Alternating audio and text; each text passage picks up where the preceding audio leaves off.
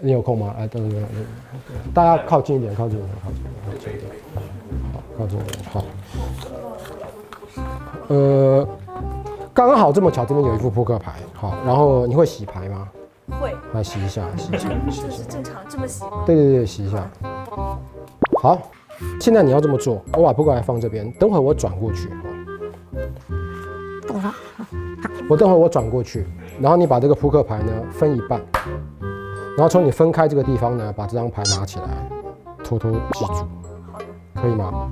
好，放这边，好，分一半，我转过去，好，然后把那张牌拿去记住，好，记住以后就压在胸口，不要给任何人看到，好了吗？记住了。记住了。好，放回去。放在这。好，你会切牌吧？就像你刚才那样，拿一半过来，拿一半盖回去。这么干，拿一半过来，拿一半盖回去。好，太完美了，太完美了。但是我可能会追踪到你那个牌的位置，所以你再切一次。好，再切一次。好，然后把整副牌拿起来。好，然后稍微洗一下。好，就不可能知道那张牌是什么牌，也不知道它的位置是什么，对吧？对，一直都是你在操作的，你也洗牌，你自己记牌，记牌的时候我还转过去了，对吧？好，如何可以知道你选的牌是什么？有2个方式，第一个就是把你的视网膜拿出来，因为你刚才看的那张牌，它会印在你的视网膜上。但那个方式呢，我们上周已经教过了，好，所以这一次呢，我们要用另外的方式。好，来，请你把椅子拿走，跟我一起盘腿坐在地上。好，然后呢，伸出你的左手的食指。左手。对，左手是这一只。好，我这么滑过去。然后呢，如果靠近你的牌，你的脉搏会有变化。你现在看得到你的牌吗？我不太看得清，但是我好像看到。好像看到，没关系，我只要大概知道一下位置。等一下。我的脉搏是，对你最近的肝火有点旺，没有睡好觉，没睡好觉，对，所以这个脉象有点乱，不确定。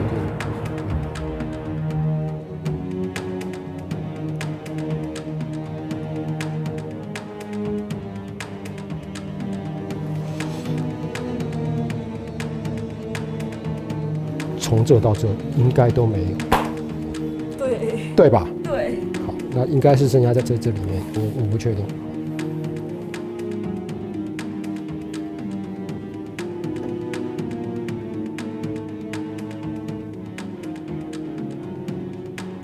好有趣哦，你的变化好明显。是吗？对，你大概到这一代的时候，你的其实不光是脉搏，你整个肌肉都开始僵硬起来。你这种人其实非常不适合说谎，而且测谎一在你身上一定很准，一定很准。应该这几张其中一个。来，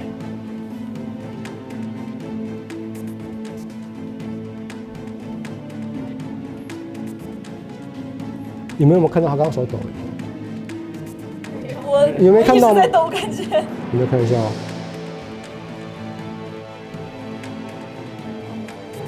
有没有？哪一张？4，对吗？哇，是因为什么？是这张吗？是。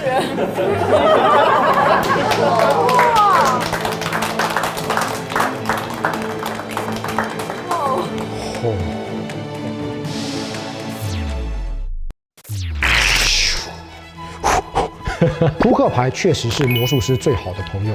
好，一副扑克牌呢只有52张，但是可以变出来的魔术呢上万种。今天呢要教你们这个魔术呢，看起来是一个魔术，但它可以有几百种、几千种变化，完完全全看你的演绎方式、你的个性、你的个人特质、你的故事的呈现方法。好，它可以看起来像完全不同的几十个、几百个不同的魔术。原理呢，今天只有这一个。这个原理对我来说是扑克牌魔术的这个历史上最聪明的几个原理之一，很简单很单纯，但是我们以前的视频我们就说过，越单纯的原理它包含的智慧越深。这个魔术其实充分的体现魔术师思维的一个狡猾的美感。我觉得是非常聪明的。它的原理其实在16世纪就已经发明出来了。我自己个人呢，从我学会这个魔术，应该是小时候吧，一直到今天，都是我常常拿来变的这个魔术。今天这个演示方法是测量脉搏的。如果你今天看到你喜欢的女孩子，想要跟她有肢体上的接触，知道该怎么做了。好，这个魔术的好处呢，在于什么呢？完全不用准备，借来的一副扑克牌就可以表演。小玉，请回到这边。好，刚才一样，在教学之前呢，我有变给他看过，然后呢，他非常的震撼。同样的，每次都在受打击和对，像这个无语过山车来回好，跳。借来一副扑克牌，好，请对方先洗牌。好，这个洗牌呢，其实看起来没什么意义，但其实对我来讲有2个重要的意义，我等会跟各位解释。好，他洗完牌了，第一件事情我要做的是把牌拿起来，好，然后看你说，你洗的还蛮乱的。这个随手的动作呢，我做了一件事情，就是把最下面这张牌给记住。最下面是草花6，我记住了。这张牌在魔术的专业术里面叫 key card， 这张呢是我唯一今天呢在脑海中需要花心思记住的牌，其他完全我不用记住，我只要记得草花6这件事。好，接下来呢有几个小细节要开始仔细看咯。我会跟他解释，我说等会呢我人会转过去，我要你把牌切一部分过来，然后把这张牌拿起来，记住。请记得，这个时候我要讲得非常清楚。我说把牌拿一部分到这边来，所以呢，他不会把牌拿到这边来，他也不会拿到这边来，他也不会拿到奇怪的地方去，他一定会放到这边。因为我要把它这个步骤解释得非常清楚。为什么我要解释得这么清楚？因为当我转回来之后，我得知道哪一叠是哪一叠。好，我好像知道，你好像知道了。等一会儿，好，所以呢，我就会确保他知道这个步骤。好，拿一点几张都可以。放到这边，然后把这张记住，所以呢，我就会转过去，他就会这么做，对吧？好，来，切一叠过去，好，拿起来，记住。好，这个时候你转过来，你会知道这个是上面那一叠，这是下面那一叠，你要很自然的拿起下面这一叠。好，他不会记得哪一叠是哪一叠的啦。好，拿起下面就说好，你把它放回来。他会觉得他放回了原位，其实不是哦。好，把这张牌拿起来，记住。好了吗？好了。好，不要给任何人看，就只要你自己看就好。好，然后放回去。这时候请看草花6就在这里，盖在他记的那张牌上面。没错，这副牌里面有一张牌叫草花6，是我记住的牌。这张草花6呢的下一张牌就是他记的那张牌。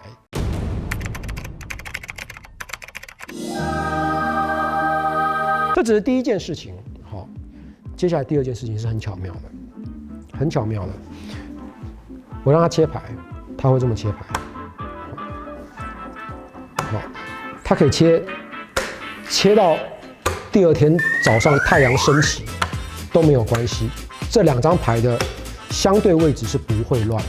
这个是一个魔术师都知道的原理，就是切牌和洗牌最大的不一样之处就是切牌是不会把牌切乱的，洗牌才能把它洗乱。万一我一不小心把他们2个切开了呢？这我等会解释。草花6是我记的牌，下一张是方片7，就是他记的牌。好，我把这2张牌呢反过来放在这里面，你就会知道这2张牌是永远不会被切开来的。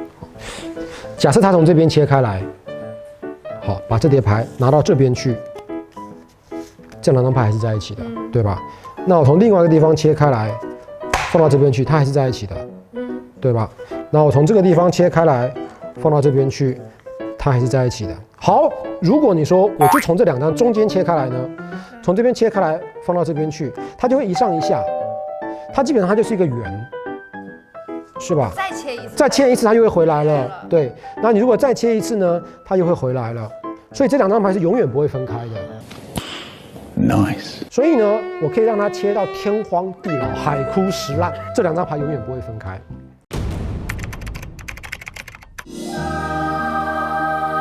这时候呢，回到刚才我说的一个重点，一开始我让他洗牌，对吧？整个魔术表演一开始之前，我让他洗牌。我说有2个原因，第一个是我要有一个理由拿回来之后说，你洗得不错，借此我可以记住我的关键牌。还有一个理由是什么？我要看他洗牌的技术。因为如果这个人的洗牌呢是比较随便的，洗牌，洗的看起来很差。如果是这样的人被我观察到了，在这个时候我就不会只叫他切牌了，我会直接让他洗牌，然后我不会让他洗太久，我又知道他洗牌的技术很差。这个风险是值得冒的。一旦洗牌之后，这个魔术几乎可以成为一个奇迹。但实际上，2张靠在一起的牌，在一个洗牌很烂技术的人的手上，洗的时间又很短，分开的机会是很低的。我们试试看，你洗个牌。好，他如果刚才是这样洗，我就不会让他这个时候洗牌了。好，但一样，我打赌他不会把这2张牌洗开了。洗过来我就说，你洗的还不错哈，我就把牌拿回来了哈，不会让它洗太久。好，我们看一下他有没有把它洗开哈。草花6的方片7，好，一样还在一起，好，对吧？好，这个风险是通常我自己在表演的时候，我是会冒这个风险的。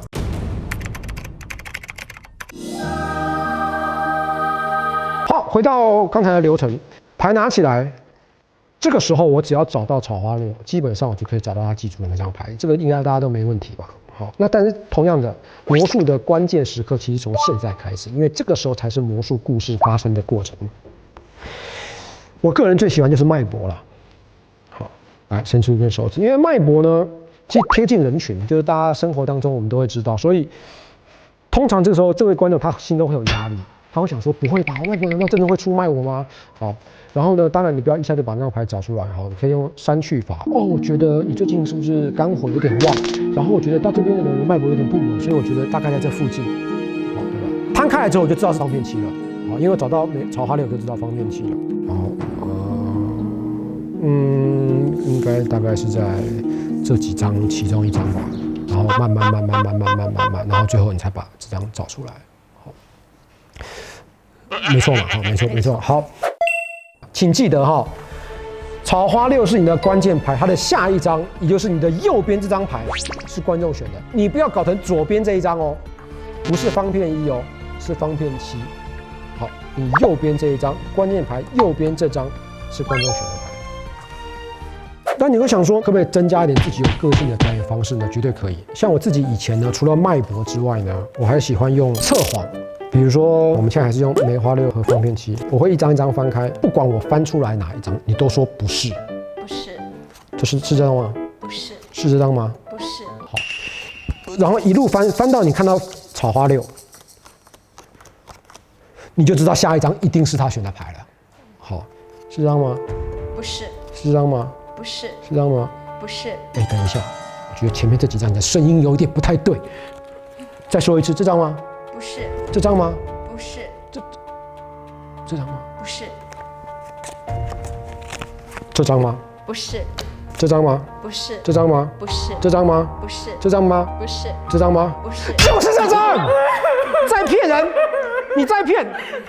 好，这个方式也挺好的，对吧？第3种演绎方式，第3种，好，我说过了啊，千万种，你可以自己挑选一个喜欢。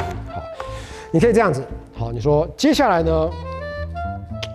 我要看指纹，因为你刚才摸过那张牌，你的指纹留在上面。好，我先看光线，肯定不是这一张。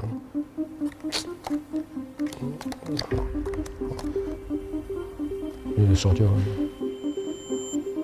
不是这样。好，你一路翻到草花6。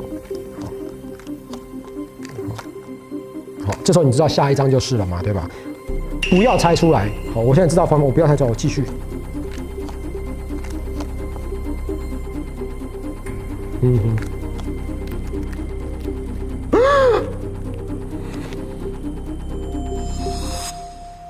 我下一张翻开的牌就是你刚刚选的牌，你相信吗？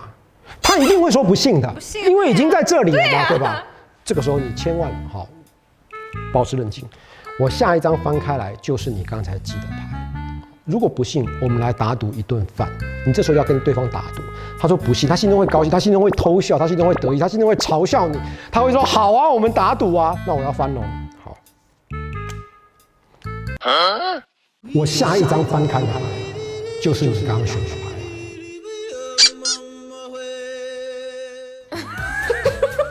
赢了一顿晚餐，或者呢，如果对方是女生呢，下一张翻过来牌，如果是你的牌的话呢，你微信给我，或者说你就跟我吃晚餐，或者你就陪我看电影。好，在这个时候呢，任何卑鄙无耻的这种勒索，都在这个时候可以使出来。那介绍了3种这种表演方式，好，关键牌的使用方式。如果你有什么其他创意的做法呢，你也可以下面留言，好，可以给我一点灵感。那怎么办呀？就是我都知道了，谁来欺诈我呀？学会了吗？学会了。